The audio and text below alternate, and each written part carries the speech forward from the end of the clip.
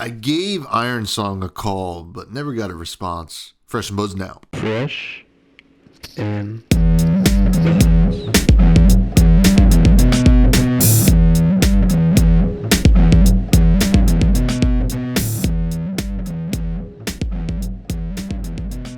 All right, folks, welcome back to another episode of Fresh and Buds. I'm your host, Tommy Fresh, and you are all my buds. It is episode 246. We are inching closer to 250. As Taylor brought up last week, we are joined once again by one of my best buds in the community and overall. It is Elaine Hamontree. How you doing, my friend? Welcome back to the show. Hi, thank you for having me back. I was so excited when you reached out. I'm great. How are you, Tommy? I'm good. I'm tired. I didn't sleep last night, but I am invigorated. Once the camera goes on and the mics, start getting hot, I'm like, I'm back. Who needs caffeine? Who needs sleep? I'm ready to talk about Flesh and Blood and talk to my bud here today. I'm excited to have you. And of course, I asked you to come back. It's always a good time when we chat. How you doing? What's new in the world of Flesh and Blood with you? Goodness, what is new in the world of Flesh and Blood with me? Honestly, not much. We just had Compendium come out. That was fun. I guess. Yeah, it was cool. It was a set. It's like, I feel like not much to say about it because I couldn't draft it. But of course, Cracks and Packs didn't open anything cool. Although there was a lot of cool stuff in Compendium. Yeah, Omens. I'm super, super excited about Omens. Because I think that it kind of looks awesome. Yeah.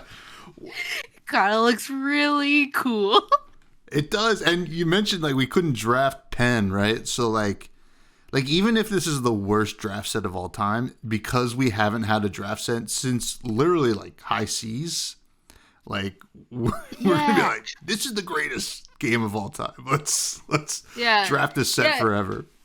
Because High Seas was amazing, awesome draft set, incredible, and then we had Crack Shuffle Play with Mastery Garden. True. And that was a thing. I had fun with it. Not everyone did, and I don't know. That is for everyone, so that's okay. And then we had Super Slam, which was really just a sealed set. Yeah. And then Pin, which was just gambling, honestly. I mean, and I love to gamble, so that's okay. But I'm really excited for Omens. I don't know what was going on with me when High Seas was announced. I was really skeptical about introducing pirates into the game at first, and then I suddenly got really excited for it. But Omens, it grabbed my heart from the very beginning. I don't know the last time I was this just excited, captivated by a set. Well, that's not true. It was heavy hitters, but that was solely because of Adult Kasai. She might be leaving soon. She's got a lot of LL points. I mean, whoa. I did not come onto the pod to get that deep this fast. No, we will definitely bring you back on when she does hit LL. Just, to give her a proper send-off. I think we have some time, maybe. That's not gonna happen. Stop. I'm stressed out. If I had my Apple Watch on, my heart rate would be through the roof. Yeah, we have to call LSS to get a 0.25 multiplier on Kasai for you retroactively. Yeah. But yeah, Omens does look really cool. It's funny enough, I am more excited to just get my hands on the set than I am to I'm looking at the spoilers and stuff like that. I'm more excited to draft this set, so I'm I want to see the rares and the commons, the stuff that I'm going to be drafting and putting in my sealed deck and stuff like that. So the actual Majestics, I think are very exciting, but I'm not really going to play a lot with them. But then I have to remind myself, well, I'm going to have to play against them. So I do have to know how to deal with these pretty cool cards, which we'll be talking about in a few. you have a spoiler coming up. When does that come out? Just so we don't spoil anything. This will be out Thursday at noon. Yes. No, my spoiler comes out May 5th. Oh, So okay. All right. So you're fine. You have until next Tuesday. Yeah, we're way early. We won't say what your spoiler is, but I'm sure it's great, and I've seen. This is the reveal. Yeah, no, I'm joking. I'm joking. Yeah. This is how I convinced, I was like, this is how I'm going to get a reveal in Omens. I'm just going to bring somebody else and force them to tell them theirs. But we got a lot to talk about. Flesh and Blood is exciting right now. Lightning Heroes are very cool. Just like, I think I've said it on a few episodes ago, where I just love even the art direction they've gone with Lightning, because while Tales of Aria was like a really beautiful set, I just think the direction they're taking Lightning with these like purples and deep blues and stuff like that just really enhances what that talent is, and I'm excited to see like how they explore it.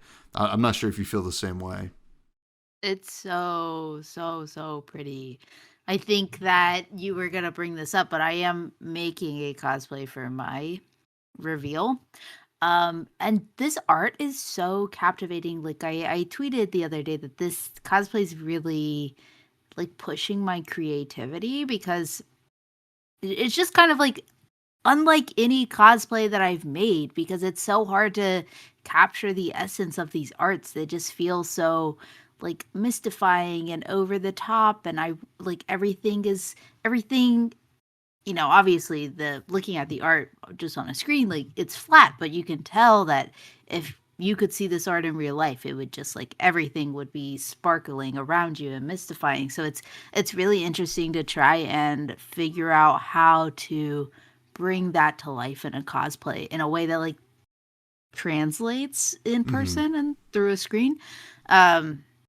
It's really fun. I'm really enjoying it, but it also is like I'll tell like a little story from I live in New York City. I have the fashion district that I go to shop for cosplay supplies. So I have like my fabric man over there. I have my trim man over there. Shout out to them. They're incredible. I love them. They always know what I'm working on. I always like walking in the store, and I'm a bit of a chaotic cosplayer in the sense that I think most people have a pretty solid plan when they start a cosplay. And I just kind of have no clue what I'm going to do until I start doing it. So I like walk into the store with the image of the card, and I just will spend like 20 minutes doing laps around the fabric store and the trim store, and just being like looking for inspiration, looking like what's striking me, how can I make this, what's going to look best. And then my guy will always come and be like, okay, like, what are we working today? And I'm like, this. And then we'll kind of go around, and I'm like layering things on top, trying to figure out what looks good. And I went and I bought a bunch of trims from my guy on Saturday morning. And he was like, this is going to be a crazy cosplay. Like, you're going to be back here. I just know it. And then sure enough, on Monday, I went back there, and he was helping me pick out trims, and we're just like layering and grabbing and comparing. And I was like, I just want to look like insane. I just want to look kind of crazy. And he was like, I saw what you bought last time. You're going to look crazy no matter what. Oh my God. I mean, thank you. That makes me very excited to see the finished product, because, we're going to talk a little bit about cosplays in general, but like, new cosplays, especially for spoilers, are so cool. We saw some over the weekend from, was that Rotterdam, that we saw? I know Threaded Ren did cosplay for the reveal. Yeah. Yeah. It's always cool when you can become the card. You say how hard it is, especially with this set, because it is like a lot of the art on these cards is like what's going on around like some of these characters, and like the lightning, and like the just like the orbs that are flying around, and to be able to kind of bring it to life is going to be really exciting to see. So that's really cool. I mean, it's just cool to see these characters come to life. Now, taking a step back before we get into more cosplay, how's Pitch Perfect going? Oh, yeah, I have a podcast too. It is great. I think on Thursday, the day that this comes out, I will also have an episode coming out with Yuki Lee Bender. We sat down with Yuki last week after her incredible showing as a finalist in Yokohama, and that was great. I've always just admired and looked up to Yuki so much as just a player in person in Flesh and Blood, and it was just incredible guest, so smart, so kind. I have nothing bad to say about Yuki. I will say it's so interesting being in the space, and you'll relate to this, Tommy, because you've been in the space as long as I have. It's been interesting to see. When I think Yuki, I still think Ranger, Mm-hmm. And so it's interesting that people don't have that association with Yuki anymore, It's that wasn't Yuki's first time on Pitch Perfect, and I expect the listener questions to be flooded with Ranger, because that's what it usually is, and it's interesting to see how Yuki's kind of evolved from being a specialist to just being such an incredible, well-rounded player at an incredibly high level. So really fun to sit down and talk to her and just have seen her journey through Flesh and Blood for the past 4 years, personally, I say personally, but also just as a player who's been around that long. So that was just really fun. We do Pitch Perfect. I think maybe tomorrow it'll come out. Tomorrow is the time we're recording this, not at the time that you're listening to this. We sit down and we do a shorts episode is a new thing we've been trying with all of our guests. We do a blind ranking, and that comes out before the actual podcast. It's just kind of a fun thing, and we theme it to every guest and have them blind rank 5 things. And with Yuki, again, it was the initial reaction was oh, we'll do something Ranger related. We did not end up doing something Ranger related. We did something really hilarious and funny that you should go check out if you're listening to this. It should already be out on the Pitch Perfect channel. But yeah, it's been fun. I think Kiki and I we took a small break, kind of recently, because at the beginning of the year we upped our content schedule to 2 videos a week. So we alternate. We have a short, and then we have a guest, and then the next week we have an episode with just Kiki and I, as well as a gameplay episode with just Kiki and I. So it's been a fun content schedule, at least for us. I don't know how the audience feels about it, and I don't want to say I don't care, but I mainly care that Kiki and I are enjoying making content, right? So it's because I feel if we're having fun, surely the audience is having fun. So it's just been fun. I like having the gameplay with Kiki, trying different heroes, trying different formats, and then sitting down with guests is always a pleasure. And I think that throwing in a fun short segment every week has really been enjoyable too. It's been good. I'm having a good time. That's all that matters. I mean, as someone who's been a guest and has listened, I think the vibe is immaculate, right? It's just a good time. And that's the best thing. And I like that you kind of mentioned almost it's not that we don't care if people like the content, but you get to a point in your content journey where I barely look at metrics or anything like that. I think it sounds like a weird thing to say. I know people are obsessed over it, and I think they're totally valid to do that. But with podcasting, I think especially, it's you just want to have something authentic and put it out there, and the metrics will find you. I think in a way, it's your people will find you, and I think that's kind of what you guys have done that over on your channel. I think very well. So Yeah. it's pretty cool. Yeah, thank you. I agree with the metrics thing. It was kind of interesting. I think that, well, for one, Pitch Perfect is like Kiki and I can both accept that like our content is just not, it's not made for everyone. It's not targeted towards everyone, and that's okay. So I just don't stress about metrics. We had to do like for the content creator grant, we had to dig into our metrics as part of the application process, and it was really interesting. I think like it was just really crazy. It was interesting to dig into. Our audience was like 90% female, so it was like, or something crazy like that, which is for YouTube is like a crazy statistic. So it was like, it was interesting to dig into the metrics in that aspect, but yeah, I don't pay attention to it. It is what it is. Kiki and I, we don't even use show notes when on the weeks we're recording, the two of us. So people are literally just watching our video call, and you know, you can't say it's not authentic. Yeah. I think like, I mean, I feel like this comes up every time we chat, and like even has come up when I was on your pod, but like I like the podcast where like, I think there's the old meme where the kids like next to like an ad where a bunch of people are hanging out, and like the kids like pretending to hang out with them, and it's like, this is what like like listening to a podcast sounds like. It's like, I'm buddies with these people. It's just like, yeah. But no, that's amazing. I mean, last time I was on your show, we got into some crazy We've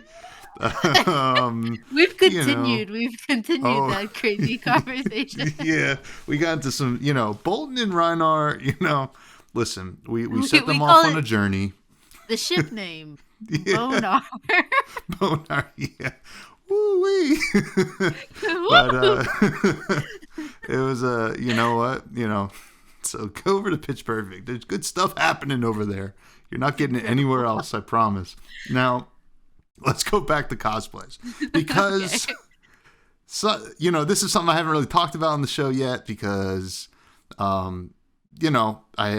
it's been a minute since I had like a real serious cosplayer on, or somebody's really involved with it, since the changes happened with how they're approaching, LSS specifically is approaching cosplaying and cosplayers at their large events, right? So they have more of a application process where you can become a sponsored cosplayer, et cetera, et cetera.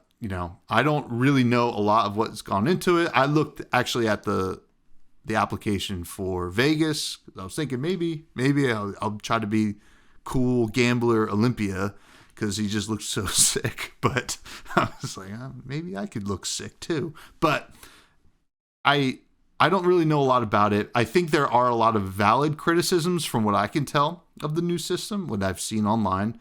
But, I want to know what your thoughts are, and also like what some positives are. Like, I think it's easy to kind of fall into the negative. But like, what are some positives as well? Yeah, of course. Negative is not something that I try and do in any sense. I feel like if you've followed my content at all, you'd probably have picked up on that. So we could talk about some positives and provide some, maybe, as you say, valid criticisms, or at least constructive criticisms from my end as well. But first, yeah, positives. I do really like that this system gives cosplayers more opportunity and more resources to cosplay at events. I know that cosplay is expensive. Like it's not cheap to make a cosplay, and I know that personally I have been faced with decisions when going to an event, like, okay, am I going to spend $400 on a hotel, or am I going to spend $400 on a cosplay? Like, I guess it's just not financially feasible for me to do both. I really want to go to this event, and I just can't afford a cosplay, or I can't. There's also been times where it's like I have cosplayed at events, and then I just don't feel very good at my cosplay because I couldn't like provide the financial like need fully that my cosplay would have taken, right? So it's like I kind of have like a cosplay with a lot of compromises, because it's expensive. So I think it's really great that this system actually offers some resources to cosplays. Like, I think it can provide some accessibility in that way to, like, financially, because if you are chosen, in case don't remember if you mentioned, if you are chosen as a sponsored cosplayer, LSS does provide you with a hotel room for the weekend. I think it's like Wednesday through Monday or Thursday through Monday, something like that. It says it on the application, so I don't know. Don't attack me if I'm a day off, and you go to apply. I can hear the So I comments think coming in now. I think, like, for one, the financial relief for people who want to cosplay at events or like take on maybe a more expensive or larger cosplay than they would otherwise be able to. I think that accessibility is like really great. I think that it's pretty awesome that this gives more cosplayers in the community, or really not even as, like, you don't have to be an established cosplayer to be a sponsored cosplayer. So I would say like more cosplayers, but really anyone in the community, the opportunity to be a sponsored cosplayer. If that's something that you've ever been interested in, now it's like something that you actually have access to as an opportunity. I Mm-hmm. think I think that's really cool. Um, yeah, I guess I also appreciate that it guarantees that there will be sponsored cosplayers at every event on every day of the event. Like, I think Mm-hmm. that's something that is exciting as a cosplayer and probably just as a lover of Flesh and Blood and a player of Flesh and Blood too. Like, you go to the events. I think anyone who goes to events like can attest that like it's cool to see cosplayers walking around. It like love to interact with cosplayers. Like, it adds so much to the environment and like hype for the weekend. So those are some positives that I would say that this system provides that I can really appreciate. Yeah, Um yeah, I do think, like, just to hop in, like, I think that it at least continues the tradition of LSS, you know, caring about cosplaying as part of the game. Like, I mean, like, I can think back as far as to the Tales of Aria premiere, where they brought in some cosplayers from Magic who had done some stuff, and they were, I think like Prism, maybe Dorinthia. I don't remember specifically, but it's nice to see that continue. But there's certainly like areas where this can improve, because I think that sometimes people can feel left out, or that like a lot of work will go unnoticed, or maybe undervalued. I think like is probably the toughest thing, because you mentioned the financial burden of doing these, and then also traveling and doing all those costs can be brutal. But like it's also like a lot of hours to go into making these, right? Like it goes yeah. beyond that. I mean, like I did that Levia cosplay, which we talked about before, but like I as soon as I started, I'm like, how is anybody talented enough to do this? Because I was like, this is so hard, and mine looked like, I looked like Shabuzi combined with the girl who took the gum in Willy Wonka. Like, so it's just like the most purple Shabuzi you've ever seen, and like it was interesting. But like, I'm glad I did it. But it's hard. It's like really, really hard, and it's like a lot of work. It's really hard and it's a lot of work, and it's not always rewarding. Like, you I gotta say, like, it's not always rewarding. I don't know that I've ever made a cosplay that I felt like 100% happy with. It didn't feel like, oh, if I'd had more time, or if I'd had more money, or just like more practice doing this, or like every time I make a cosplay, I will say it's not that I'm not proud of it, because I am proud of the work that I did. I do think I look awesome in cosplay. Um, but it's also, the thought always goes through my mind like, I could have done better here. Like, I want to remake this in the future better, you know? Mm-hmm. So it's not always like always super rewarding either. I feel like with every cosplay too, I go through like, I start making it and I'm like, this is incredible. I love it so much. And then I hit a point where I'm like, I hate it. I'm abandoning it. Everything that is going wrong could go wrong, has gone wrong. And then I am like, okay, let's rework. Let's fix it. Wow, I love it again. And then, it's like there's an ebb and flow of cosplay too. Um, so it's like can be mentally taxing. It's Mm-hmm. exhausting. I have definitely pulled way too many all-nighters making cosplay, especially on times like I'm doing a cosplay for a reveal. There's a really short turnaround time to create a cosplay, shoot the reveal, edit the reveal. Like you got to have these things done quick. And so you're working like around the clock. Like, right, for example, I told my friend this past weekend, like, oh, I'm gonna be working on my cosplay today, and then they texted me at like 10 p.m. and were like, hey, just checking in. Have you eaten? I know you said you were working on cosplay today, and I was like, oh shoot, I haven't eaten. Like, good point. I got way too locked in. Um, Oh man. I think that like that is something that I you can't put like the financial burden of cosplaying on LSS. So I don't know that necessarily is like ultimately like if you decide you want to cosplay, it should be something that you can afford to do. So I think that that's not like a critique that I have because I don't want to like put the financial burden of cosplaying on LSS. But I think that it's really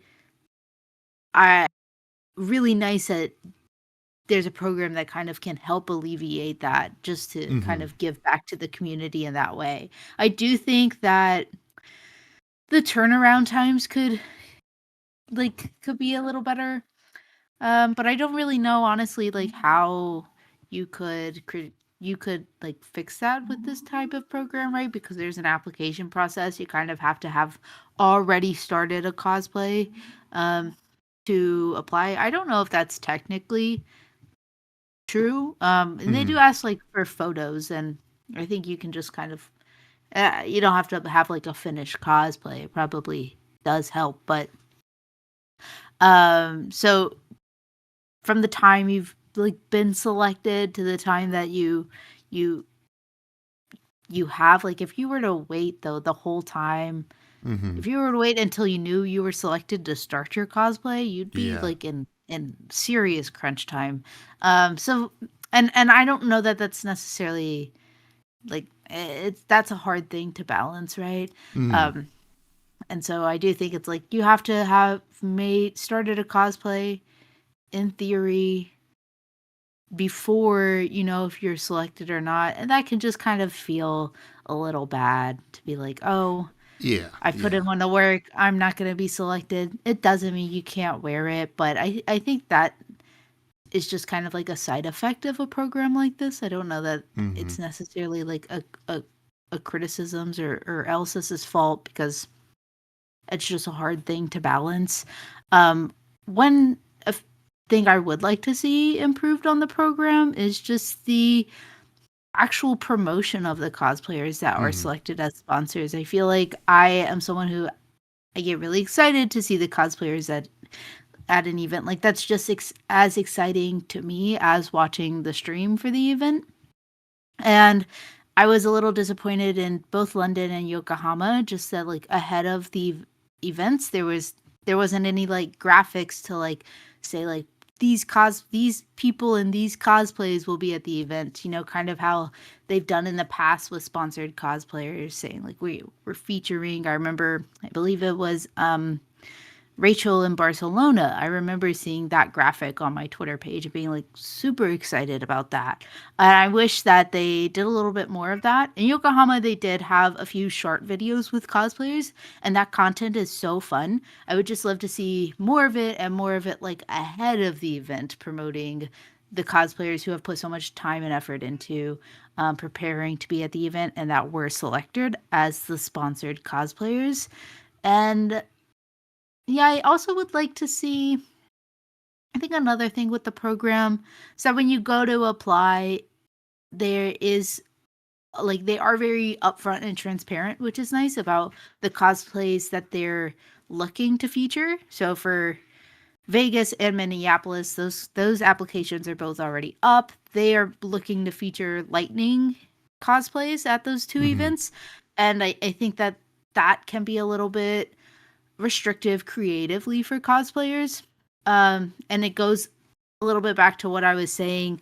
If you've already started working on a cosplay that you want to take to Vegas and you've been more responsible than I have and you've already like kind of started putting that together, and then the application comes out and they want lightning cosplays and that just wasn't what you were working on, then it feels like oh, I guess I'll just save this cosplay and keep trying to wear it in a featured way at whatever event they're gonna like want something for what I'm crafting on. So I think that can be a little bit restrictive creatively. On the other hand, like I understand them wanting to feature relevant cosplays for the sets that are coming out, for the events that are coming out. I totally like understand their perspective with it, but I do think for like an open competition for cosplayers, that can be a little bit restrictive creatively. Yeah. Then you kind of like, obviously they want to see the lightning stuff, but I feel like they're almost shooting themselves in the foot a little bit. Like, hey, we could see like the craziest gravy bones of all time, but you wanted lightning, but like that, and you're totally fair too. And like to kind of go back to your point about like featuring the cosplayers over the weekend, like I feel like if I was LSS, it was like that's like a no-brainer, right? Like you're putting up resources for these cosplayers, get your money's worth. That's like it's free content, it's just like that's part of the thing. Like they showed up and you like facilitated that. Get cameras on them, get interviews on them, and pump it out. I think it's such a huge like marketing opportunity, as like as corporate as that sounds, but like this is the kind of way it is. No, it is true, because I like when they made this program and presented it, it definitely seems like the intention is which is a great intention, to feature more cosplayers and to give more cosplayers the opportunity to be put in the spotlight. Like that's awesome, and I do think that is something that we should be doing. So I was like just a little bit disappointed and shocked, to be candid, that when London came around, I was searching like who are the featured cosplayer. I was like messaging people like, hey, who's sponsored at the event this weekend? It's like this program is designed to spotlight more content creators, so it should be. I think it's an easy improvement to make. Like, let's actually spotlight them on the socials as well as at the event, so that viewers from home, like myself, can still enjoy them. Yeah. I mean, like there's so many things you could do. I mean, there's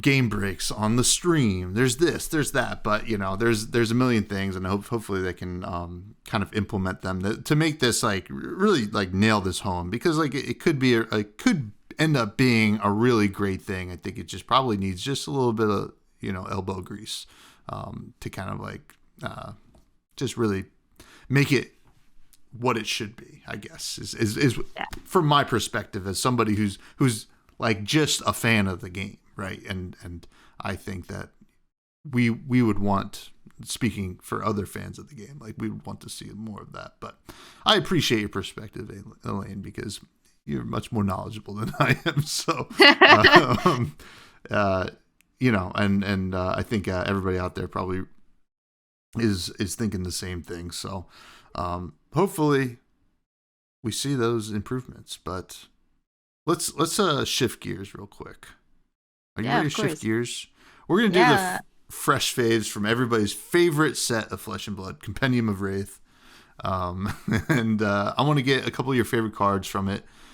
There were no new heroes, but which hero got the coolest stuff? Well, I new hero, I just have to say that Marvel Kasai was what I was most excited to see. Uh-huh. OG Marvel Yeah. Kasai. Mm-hmm. I have my cold foil OG Kasai, but that Marvel Kasai is mine now as well. So All right. that I was really stoked about. I know it's not technically what you asked, but No, that's fair. This is the weird thing about Compendium is like some of these questions are like, what interpret them however you will, because the next ones, I think there's only like 3 weapons. What's your favorite of the 3 weapons? It was Savage Claw, Shield Beater, and then the really bad bow. That is probably the really for bad UPF. bow. It's like the hater in me wants to say the really bad bow just because I'm a Ranger hater, but I won't do that because I'm a nice person. So I'm gonna say Savage Claw. I think that it's just like it's a solid weapon for Brood. I love the claws. Yeah. It was cool to see Eugene like take it to the top 8. That was crazy. So yeah, anything that gives Eugene like more like brute clout. Yeah, more brute clout to do crazy things with. I'm in support of because he's like the most fun player to watch on stream.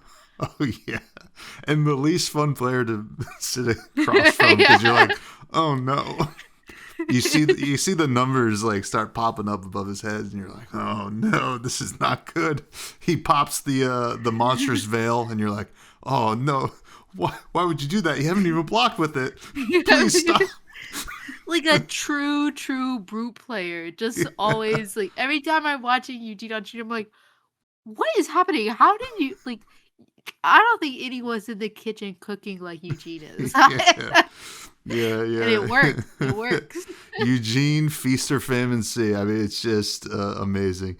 What's your favorite equipment from the set? There was a couple decent equipment. Yeah, there was a lot of equipment. And I have to say, I have to go with the cosplayer in me on this one and say the silken set. I think that set is beautiful. I think a full silken set would make a gorgeous cosplayer, and I was just very captivated by that art.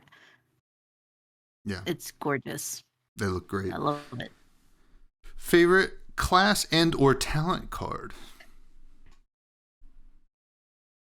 Class and or talent card. What was the one?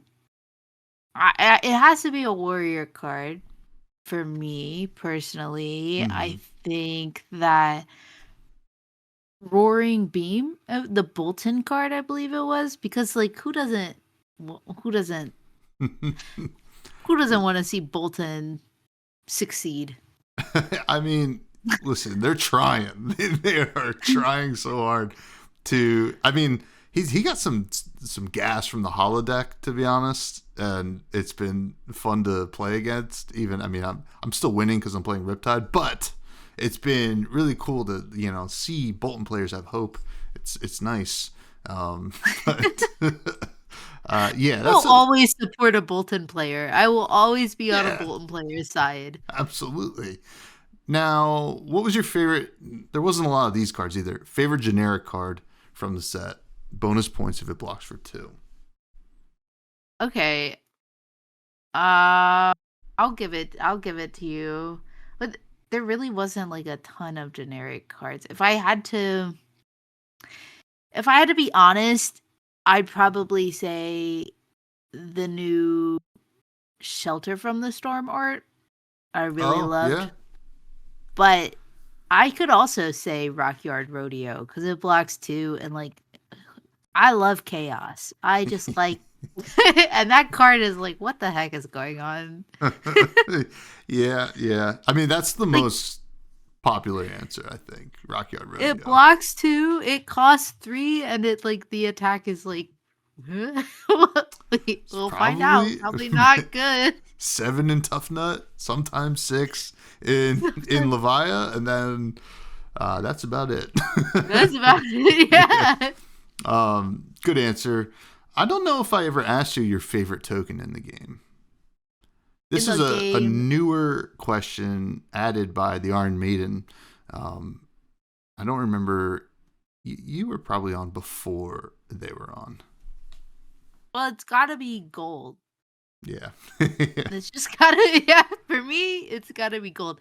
I mean, like, obviously, gold ties with Kasai. I love being rich. And also, heavy gold presence in high seas was so incredible. Like, Treasure Island made every attack feel significant. And as did the gold in that game. So I gotta go with gold.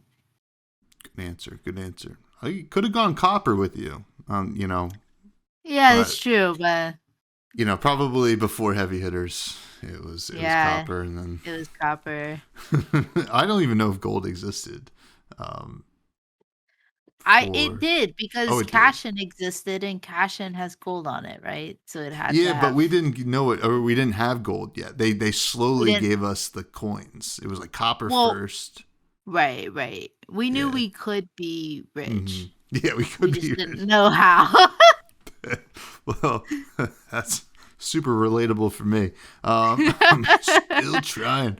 Any updates on your greatest set of all time? The compendium topple? No, no, it didn't. It didn't. I think as it stands right now, it's probably high seas. I just have never experienced a limited format I love so much. It's incredible. They really outdid themselves with that one. Yeah, yeah. I mean, Omens has some big shoes to fill, but it's looking cool, as we were saying. And we're going to talk a little bit about some spoilers that we've seen, right? We're not going to talk about any spoilers we haven't seen. Obviously, that would be crazy. But so far, we're seeing some cool stuff. I will say that. I mean, today, as of us recording, we saw Majin's Echo Flash. I thought almost said Ecto Flash. This is a yellow 1-cost Lightning Wizard instant. Of course, Majin is spoiling a wizard card. Deal 1 arcane damage to target hero. When this is put into your graveyard from anywhere, your hero deals 1 arcane damage to target hero. Pretty interesting. So, kind of a fun thing to be able to just discard it with Acilio's ability, which it feels more like glue for Acilio rather than like this is like a combo piece. Yeah. I'm not sure that like any of the cards we've seen from Omens so far have felt like really crazy or like really like wow, this is like OP card. But they all feel like I feel like so far they've all felt around the same power level, which I like. Mm-hmm. I could be wrong. Also, I'm totally fine with being wrong. I'm often incorrect. Well, it's interesting. Sometimes with like spoiler season, I feel like we get questions answered, if that makes sense. And Yeah. early this season, I feel like we're getting more questions rather than any answers. Like Yeah. Scott, mine's spoiler today, as of us recording, was Flicker Reality. This is a blue 0-cost Lightning Illusionist instant aura with Ward 1. When this leaves the arena, you may banish another Lightning Aura permanent you control with no hollow counters, then return it to the arena with a hollow counter. Now, clearly, this does nothing crazy on its own, right? But this feels like it's really important for whatever Ziggy's trying to do to me, because that's crazy. I've felt that way. I'm like, okay, every time I've seen a spoiler, sat down, read a spoiler, I'm like, okay, what are we like? There's gonna be a lot of bouncing and flicking things in and out of everywhere on the board ever. So like, what are these things? Like, I can't. I want to see more of the lightning aura permanents with the hollow counters. Like, I need to see more of these. And I'm like, what is this actually going to look like? Yeah, It seems very, like you said, it seems very important. Like, it seems like this is this is what makes the deck do the thing, right? Yeah. Between that and then Liv's spoiler, which is Blink of an Eye, which is a rare, which is crazy, and it's like going to be, I feel like an insane card in limited. This is a 2 for 7 that blocks 3. That has Fragment. This is the new, whenever a card with 2 or more defense defends this gets -2. And then it says, whenever this fragments, you may banish a lightning aura you control, no hollow counters, and then return it. So you blink all of these, or you flicker all of these things. I mean, first of all, 2 for 7. It's pretty crazy, right? And then they get punished for blocking it, which is even crazier. Right. I was gonna say that. Like, what are your thoughts on the fragment? Because I do think it's interesting that the fragment allows for these, like, 2 for 7 is crazy, but then with the fragment, it's like it kind of makes it maybe even like on raid and not like too crazy. I don't know. I like it. I like it. I like the idea around it. You know, like I think the not Spectre. Phantasm. You know, it's run its course. We've done too much Phantasm, right? You know, they said let's throw something new in here. And Fragment, I think, is really neat. And I like that it's still like this is still going to require setup, right? So yeah, like I'm looking at this. It attacks for like 7, right? If you block with 1 card from hand, and maybe like I think if you block with like a Crown of Providence, I think it triggers as well. So that would just block it out. But then it could flicker twice technically. But if they don't have anything out on the board to flicker, it's really just a whatever card, right? It's just going to be vanilla damage. So I do like that these fragment cards seem to be like they're going to require some setup, which I think obviously most illusionists do. But Elaine, I just really hope we get like kind of like I'm happy for the people who are excited for Ziggy, but I hope they kind of suck coming out the gates a little bit, just a little bit. You know, for once the illusionist is not too good. You know, coming out the gates. I don't know. After my discussion with Yuki, she seems to think Ziggy might be the new good hero. But I will say something with Fragment and might make it less annoying, unless Ziggy is just like crazy broken. In a constructed setting, Fragment seems like it won't weigh as much. Illusionist won't take as much space on your sideboard, right? As as like when you have to think about Phantasm and like Spectra and all these, like, how do I get around Spectra? Oh, I have to run Blink in my deck. Like, oh, I have to run Time Skippers, you know? When I need to side in a million, like, high power attacks. But Fragment, it's like, okay, all my cards, surely, most of them block for at least 2. It's not that bad. Yeah. I mean, I think like it is a nice, elegant way to kind of get around that. I mean, like some of the auras we've seen, right? Like I think the Auric shards, which I think is this is all just damage related stuff so far, right? Like Auric shard says when this enters the arena, up to 1 target attack with Fragment gets +1. If this has a hollow counter, instead the attack gets +4. So like pretty cool that like that card's gonna get me. That's gonna be one of the ones that I'm sitting across and I'm gonna be like, wait, it does what? Wait, what? Yeah. Why does this have +4? What's funny is like Blink of an Eye is like, all right, so like when that card's out, because that's an instant as well, because you can just flash that out, right? And just like, hey, you know, and I'm gonna blink it too, and I'm gonna give it +1 and then +4 in the same turn, and it seems scary. I think like limited, Ziggy's gonna do some crazy stuff. I'm really hoping that it's not as bad as I'm thinking. Now, here's a question. Frail swing line. Does this work with fragment?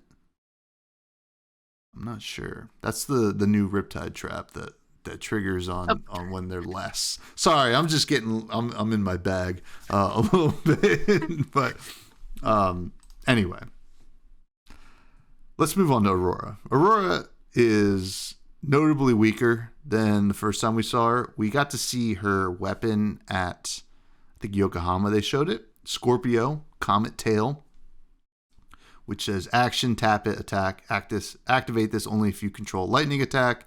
When this hits a hero, deal 1 arcane damage to them. This is clearly the weakest, not the weakest Runeblade weapon. Maybe it is. It could be, actually. Rotwood Reaper was pretty bad too. But at least this one's free. So I don't know. This is like if Rosetta was like normal. Okay. Yeah. If Rosetta was like a baby. This is like very baby Rosetta. It's just yeah, I mean, if this had Go again, I guess this could be a lot better, but it doesn't, right? So it's just kind of this is one of those things that's like you just do this at the end of your turn, probably. Yeah, they tried to do the thing with her last weapon, Starfall, where it's like, oh, Runeblades can attack mid-turn with their weapons now, and then they're like, actually, don't do that. We're back to the old way. Yeah, this is definitely Rosetta Thorn if Rosetta Thorn didn't take AP classes in high school and just went to just normal, normal classes. So this is like Rosetta Thorn's like younger sibling who just can't live up to the expectations. Yeah, can you be more like Rosetta? No, I can't. I can't. Rosetta's too good. We've seen the least amount of Aurora's kit, but as you can probably imagine, a Runeblade's going to do split damage and multiple attacks in a turn, and somehow be the best deck in the format at one point. But I don't think out the gates with Aurora, because it's just a lot more work to do what the original Aurora was doing, I think. Yeah. But, yeah, maybe a little, just toned down, watered down a little bit, but that's okay. She still looks great. Yes. And that sword, I mean, like, Starfall was cool, but like, I think Scorpio looks cooler, I will say. It does look a lot cooler than Starfall. No offense to Starfall. It looks a lot cooler in Starfall. And like in the adult art of the new Aurora Legacy of Tempest, like that sword is the size of her. That's sick. Yeah.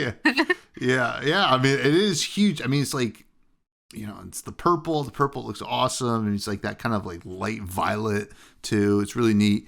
Have we decided on a nickname for Aurora? Because I know William from the Table Pit was trying to do Tempora because of Tempest and Aurora. Not a fan, William. Sorry to say it. I want to do Morora because it's more Aurora, but I don't know. Do you have any recommendations for what we call the new Aurora? I have not given it any thought. I initially I kind of like Tempora, but I will say I think more Aurora is maybe better because the young Aurora in Omens does not have Tempest in the title, right? It's so true. Emissary of Lightning. Mm-hmm. So we'd need 2 nicknames if we went with Tempora, which if we give 2 nicknames to Aurora, that really is just Morora. So yeah, you're seeing the light. You're seeing the lightning. But yeah, we'll see how she goes. We've seen more Acilio stuff. We already talked about Echo Flash. And then there was Core Reaction, which is a new aura So many aura, aurora, morora, tempora. Core reaction, 2 cost, lightning wizard, instant aura. At the beginning of your action phase, destroy this and deal 4 arcane damage to any target. Kind of cool to set up arcane for the next turn, but it also gives your opponent some time to prepare for it, which is kind of interesting. Yeah. What do you think about his kit so far? I don't know if this card to me feels something like just to push damage in the limited format. If I'm being honest, but again, I don't know. I never claim to know anything. But yeah, this card seems to me like push some arcane damage in big amounts with this red card in the limited format. I like how it's Ocilio like literally exploding. You can see like Ocilio's like armor. Buff Cilio though, really interesting to me, this package that we're seeing. And like, I'm not sure this is going to be like kind of a defensive playing wizard, which is a concept. And I like more similar, I guess, to like Bullander. Yeah, Bullander. Yeah. That's probably that's correct, right? Yeah. Yeah, more similar to like Bullander. So that's that's kind of interesting to me. This is my husband, if you didn't know, Ocilio. So I'm excited. Swole Cilio, Fort Continuum. Well, Ocilio's been my husband since he was revealed back. Congratulations. Back in Rosetta, I saw Ocilio and I was like, that's the man for me. All right. And I've referred to him as my husband like exclusively. This new build is like, wow, shocking to me. Shocking. Incredible. God. Yeah, wow. Shocking. Quite literally. Yeah, it was crazy to me that we got a new Ocilio, but like I'm not mad about it. I think Ocilio is such a cool character, so it's cool to see more of him. It's interesting. I think with his ability and like that core reaction, right? You can pitch a blue, destroy the lightning flow, discard the core reaction. Since it's an instant, you can play it. So not bad. You get your ponder. He's gonna be like set up and just arcane. It's gonna be like a real wizard again. It's like, it's like you thought you liked to play with Gone in a Flash. Forget it. This is the new way we're playing. We're playing old school wizard stuff. So should be interesting. Yeah, it's really interesting to me to like make a second Ocilio that seems like he's gonna have a different play style than the first Ocilio. It's really, really interesting to me. But that's my husband. I'm not mad to see him back. Yeah, that's all I have to say. There's 2 of them now. It's like Sinners. It's like 2 Michael B. Jordans. Whoa. Now we're really getting into it. One's a little nerdy, the other one's a little cool. I don't know. Yeah. But other than that, we saw some straight up lightning cards. We've seen those for a minute, but we did see new legendary boots over the weekend. It's probably the last one we'll talk about before we get to some listener questions. But this is the boots of Omnis Ward, probably. Generic legs, blocks 1, has temper. If you've been dealt arcane damage this turn, it gets +1. And that is instant. Tap your hero, destroy this, prevent the next 1 damage that would be dealt to you this turn. So these are nice little sideboards for Runeblade and I guess maybe like Ziggy. So I don't know. I guess like we were lacking like a really solid generic boot for heroes. Yeah, I would say this is a solid generic boot. Like if you can afford this is a solid generic boot, I guess. It seems pretty decent in like if you're playing against a Runeblade, something that does split damage like this. Yeah. It's a good generic boot. Yeah. Split damage. We've seen that it is good split damage. So I guess more tools for it will be nice. But we're gonna see a bunch more spoilers after we're done recording this. But so far, where's the hype at? What are we saying? Fresh to death, fresh, stale, rotten. I think this is shaping up to be a really cool set. I don't know if I'm just blinded by the aesthetics, but I don't think I am. I do think this set is shaping up to be really hyped. I said at the beginning of the pod that like I don't know the last time I was this excited for a set like straight out of the bat. Well, I do know it was Adult Kasai, but but this is shaping up to be my hype level is really high for this set, and I think this is looking at this.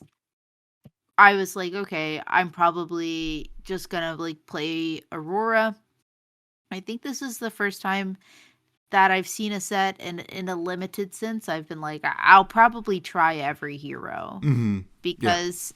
Rosetta Ocilio, actually during Rosetta Limited I only ever played Ocilio. I loved Ocilio so much. I went into that set being like, okay, I'm gonna play Aurora, and I played Aurora like the very first event of the Tampa release weekend, and then I switched to Ocilio, and then I played nothing but Ocilio and really still haven't played anything but Ocilio in Rosetta Limited. I tried Florian one time, and I actually like I was miserable. I hated it. Earth is just not for me. But this set I'm like, oh, like Aurora's back. Like I played Aurora in CC before she LL'd, so I'm really excited to see her back. I want to play her. I want to play her in Limited. Ocilio, my man, is back. I have a history with him in Limited. And then Ziggy just looks really interesting. I like they've got this whole vibe to them that I don't think any, like you said, it's like we're getting more questions the more we see.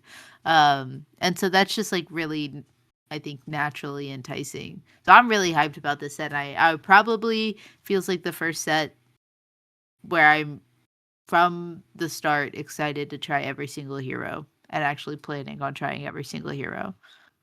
That's awesome. Now, one last question before we get these listener questions. Sometimes LSS likes to surprise us at like these world premieres, like they did with Scurv. Do you think we're getting a surprise with this one, or they, they're just like, here's a great set, enjoy it? I wasn't really thinking we would get a surprise with this one. But if we did, I think it would be like an all lightning Lexi. I think that everyone was really shocked there wasn't an all like a lightning Lexi in this set. They kind of felt like they were teasing that. So I wouldn't be surprised if there was like an all lightning Lexi, just like a really cool Marvel version of an all lightning Lexi just in there. But at the same time, I don't know, because that feels like it would be really expensive. Yeah, maybe. Yeah. I mean, I know Summer was beating the Orion drum, the hero that kind of shows up in a bunch of lightning cards. It seems like is a ranger. Yeah. Maybe Lexi, that would be kind of cool. Just like not even playable, just like in an expansion slot, which would be a neat way to kind of introduce her back into the format. But we'll see. I'm surprised that we'll talk about in a minute that we didn't get a mastery pack for Ranger yet, because I feel like that's when we really start to get like the Ranger stuff. But you're not a Ranger lover like some people on this pod. No, I believe not. We are getting a Warrior mastery pack. Yes, we are. So let's get to some listener questions. These come from the Buds Discord. Great place to hang out. Anybody can join. Let me just double check we didn't get any while we were talking. Doesn't look like it. That's good. And then where did my mouse go? I lost it. Oh, we found it. Sounds good. Leave it in, folks. No editing here. Darth Prentice, a.k.a. Greg, comes in and asks, got to hear Elaine's thoughts on the new Harry Styles record. Yas or pass? Well, yes, obviously. No, it's good. It's very like different than what I was expecting, but it's fun. I like it. It's not that new, is it? I feel like that came out a little bit ago. It's like it came out like a month ago. Oh, really? Yeah, it's pretty new. Disco That- all the time. That's new to me. I mean, that's old to me because I listen to whatever comes out yesterday, basically. It's disco and kiss, and one of them you're supposed to do occasionally, and one of them you're supposed to do all the time. I can't remember which is which. It's probably kiss occasionally, disco all the time. I feel like, but I could see the argument for the other way around. It's Harry Styles. You never know. It's Harry Styles. Do you think? I mean, this is a total aside. Harry Styles apparently is maybe engaged to somebody. I don't know if you heard this. Yeah, of course I heard this. And the question is, does Obama know? Do you know that? Yes, Tommy. Obama? Yes. Okay. What do you take me for? What do you take me for? I'm like a girl who's like the prime target age when One Direction came out. Of course, yes. I know everything there is to know about these people. I hope Obama doesn't know, because considering how hard I'm taking the news, I can't imagine what Obama must be going through, and I wouldn't wish that on him. Yeah. Just not right now. Just please don't let him on the internet. Next question comes from Sigma, who asks, first, does Hala eat pickles? And where do you put Hala in power level compared to the other warriors? I could definitely see Hala eating some pickles, like really just going to town on some pickles. 100% yes. Yeah. As far as Hala power level compared to other warriors, I haven't played Hala yet, but from what I've seen, like she seems pretty just kind of like middle of the road, just like a good standard warrior. It feels like it seems like less like Hala is like more concerned with what she's doing than what her like opponent's doing, which is like interesting. I think that warrior kind of always has like a very like clear game plan. That's what I appreciate about that. And I definitely think Hala has that, but I think that yeah. I mean, I've played around with her a little bit, but I think she's skill testing for the opponent, but that's most warriors, right? Just like, yeah. Hey, I'm going to do this kind of cool stuff on a different axis than you're doing it. So play better or something like that, you know? It's right. Yeah, warrior is like, yeah, the thing with warrior is that it's like if someone doesn't know how to play against a warrior, you'll always win the game. But then it's like, as soon as you know how to play against a warrior, you got to get a little bit more. You got to do a little bit more. I don't know if Hala's doing that yet. Yeah. We'll see. Probably with something that has to do with the next question. Well, first of all, this comes from Aragon1344, who asks, first, why does Tough Nut deserve all the hugs? Because he's such a cute guy, right? I would say, is that even a question? Like, just look at him. He looks like he's just so loving.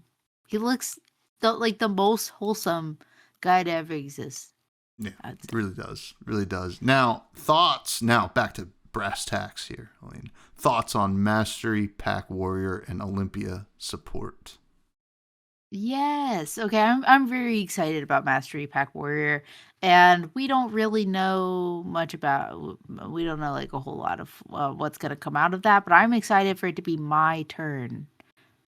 I'm just excited for it to be my turn. Your I'm turn. excited to be in the kitchen cooking. I'm excited to be getting new cards. New Olympia support. I, I'm not against it. I am curious to see if they'll like actually be able to give Olympia enough support to make Olympia good. You know, we've had this conversation about Bolton, Mm-hmm. and like it seems like they keep trying to give Bolton stuff, and it's just not really working. So we'll see if they do that with Olympia. And honestly, I'd be a little bit heartbroken for Bolton if they do that successfully for Olympia. Yeah. Yeah, that would Uh, be. but I'm really excited about Mastery Pack Warrior. I'm gonna be eating good. Oh Yeah, yeah. Oh yeah. yeah. I for one am super stoked for the Olympia stuff. I'm a big Olympia lover. I love wagering. That's just cool to me. And some of those new cards look so fun. Good? I don't know if they're good. They look fun, which is cool. This makes so much sense, because Olympia is the brute of warriors. Like, yeah. Yeah. Yeah. He's just like, you know what? We're doing it the hard way. All right. And We're he's still doing a it the hard champion. way. There's risk. There's a little bit of chaos, and we're just gonna like boom. He's the brute of warriors. He has one of my favorite cards that only he can play, which is Up the Ante. So, like, any Yeah. chances I'll get to play that card, I think I'm going to be pretty stoked. Now, we got one more question from William, from the Table Pit, of course, who asks, which hero is the best in Omens Limited? What's going to be the pack one, pick one for you? I do think that Ziggy will probably be the hero to beat in Omens Limited, but I do think that like Aurora will probably be the most accessible hero. Kind of like oh, what, like how Zen, I feel like Mm-hmm. Zen was like, oh, like you can pick up Zen, you could do really well with it. This deck makes so much sense to play. But then it was really hard to beat someone who just really was a good player and understood how Enigma worked really Yeah. well. I feel like that'll be kind of like Ziggy and Aurora's role in this limited. Pack one, pick one. That's really difficult to to say this early on. But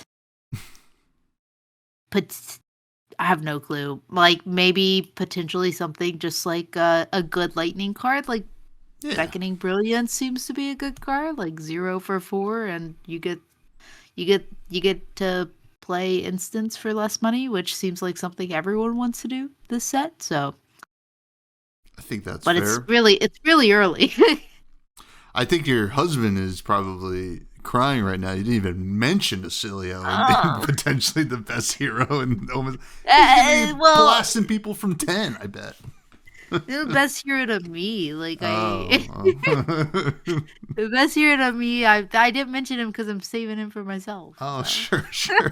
Okay, all right. Hey, you heard it here first, folks. Clip it. But, Elaine, this has been a ton of fun, as it always is with you. Really love having you on the show. Can you please plug anything you'd like to plug, where people can find you, yada, yada, yada?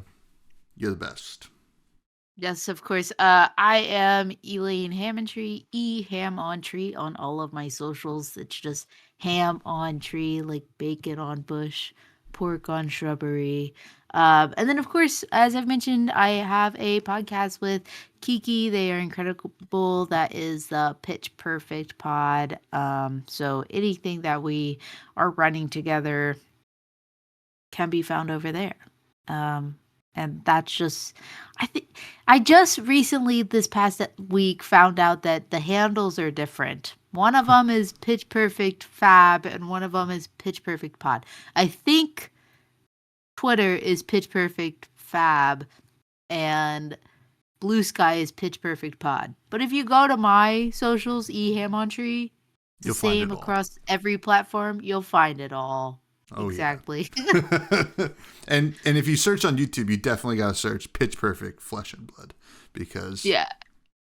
there's there was a movie that came out that people there's a lot of content on. More than you think. But yeah, please do go check out Elaine and Pitch Perfect and everything they're doing over there. You can all continue to find me on Blue Sky at freshbudspod. I have another podcast called Fresh Juice I do with my cousin every week. We just played Vampire Crawlers, the deck builder from the people who made Vampire Survivors. It was a lot of fun. What else? If you're listening on YouTube, give us the old like, comment, subscribe. If you're on Spotify or anything like that, rate it, yada, yada, yada. Patreon, Bud's Discord, everything that is cool and in the show notes below. Finally, Elaine, though, it's food time. We're taste buds. We like a lot, if not every. I think we've disagreed on one. I think it was like Taco Bell sauce is the only thing we ever disagreed on. Yeah. I'm a Diablo sauce guy, but listen, it's fine. We've gotten over it. I'll mix them. Oh, okay. All right. Sometimes when I'm in the mood. No, because mild, we've been over. Mild is my favorite sauce because I think the flavor is the best, but I don't find it spicy at all. So when I want the heat, I'll do the Diablo and the mild. Okay. But I do never leave out the mild. That's fair. Yep. That's fair. I could see that. Yeah. So is there any other food you would like to shout out on the pod before we say goodbye? Yeah, Tommy, this past weekend, or the weekend before, I don't know, this past week, I don't know, my family was in town and I got to take them to all my favorite spots. And my ultimate favorite spot in the city, actually, when we were there, I almost texted you, like, you need to come into New York City, we could do a little food tour, because it's incredible and it's my favorite restaurant. I take everyone there. I can never remember the name of it. It's like chicken jazz turnstile chicken table. I don't know. It's got some crazy name that's strung together. I don't know. I just know where it is. They have the best chicken wings in the whole world. They're like so crunchy and the inside is so perfectly cooked. And I don't know how they do it. And I've been eating these chicken wings for years now. They're my favorite. I think that maybe what happens is they tempura the chicken wings. Oh, okay. All right. It's in Koreatown. It's incredible. Okay. I'll have to take you. All right. And here, I'll go there, and then you got to come over to Jersey. We're going to go to Peck Peck Wings in Teaneck, which is another Korean chicken wing spot, and we'll compare, because for my money, that's the best wings I've ever had. So oh, this is exciting. We're going to go wing for wing. Wing for wing. We're going to have a full bird by the end of it. They get the wings and the edamame, but they do the edamame on the grill. Oh my God, it's life-changing. Oh it's so good. We need to turn this podcast off right now. That sounds so good. You know what sounds not good? Not having time for Charmer, but we'll get to him eventually. Folks, stay fresh.